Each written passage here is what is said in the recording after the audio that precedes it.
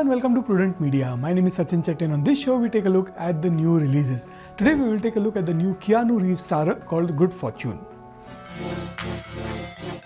Actor and director Aziz Ansari's debut feature is one of the straightforward, uplifting films that imparts a life lesson.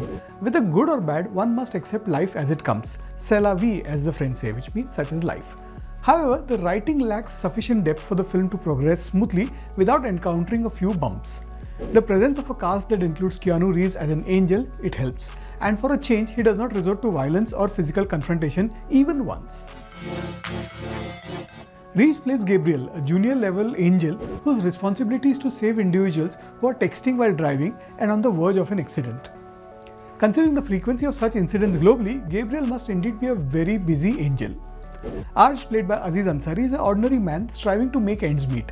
He juggles multiple jobs ranging from food delivery to working at a hardware store, yet he still finds himself sleeping in his car at night.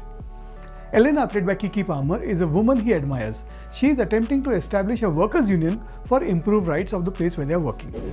Good Fortune sheds light on the struggles of the gig economy and the challenges faced by millions. While the intentions are commendable, they do not translate into particularly effective storytelling.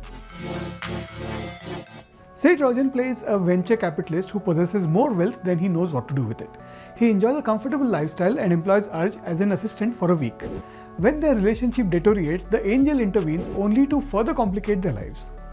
The lives of the rich guy and the poor guy are interchanged, and poor Gabriel also has to pay a price for his unnecessary intervention.